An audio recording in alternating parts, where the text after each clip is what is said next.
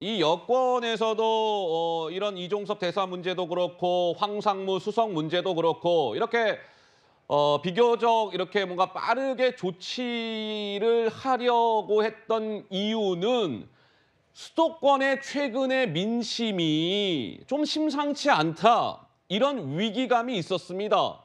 한번 보시면 자, 서울 중성동 갑, 존칭 생략, 윤희숙 전현희 이렇게 두 명이 붙어 있죠.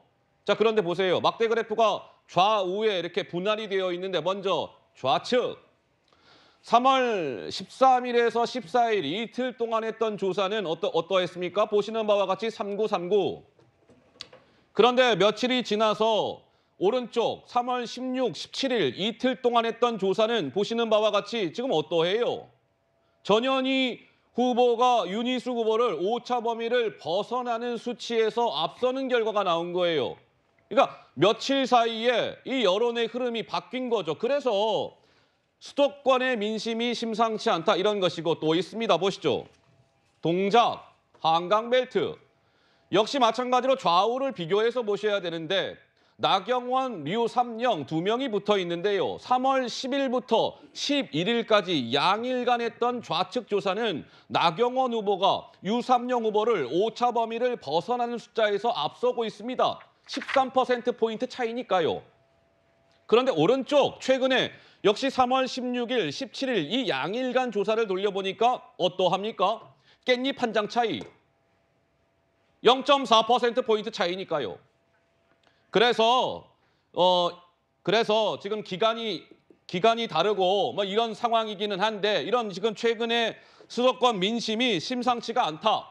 따라서 이 여권발 리스크를 조기에 종식시켜야 된다라는 뭐 대통령실 이 여당의 생각이 있었던 것 아니냐 이런 분석이 나오고 있는 가운데 한동훈 비대위원장이 오늘 이 수도권 민심을 강조했습니다. 이어서 한번 들어보시죠.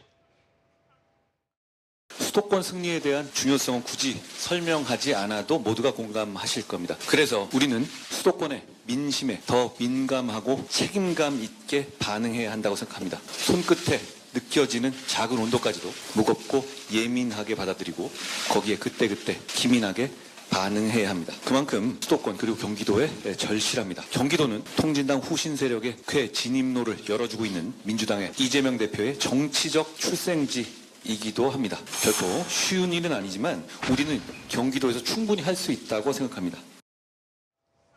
자, 아까 저희가 서울 지역의 두 군데의 여론조사를 보여드렸으나 지금 한동훈 비대위원장은 경기도를 이야기하는데 큰 틀에서 서울, 경기, 인천이 수도권 아니겠습니까? 강전혜 변호사님 어때요? 이번 계기를 통해서 국민의힘은 뭔가 이게 좀 뭐랄까요? 이 지금의 약간의 수도권에 흉흉했던 민심을 되돌릴 수 있는 계기의 발판을 마련했다라고 보십니까? 좀 어떻게 보세요? 발판을 마련해 가야 되는 어허. 지금 그런 상황이라고 봐야 되겠죠.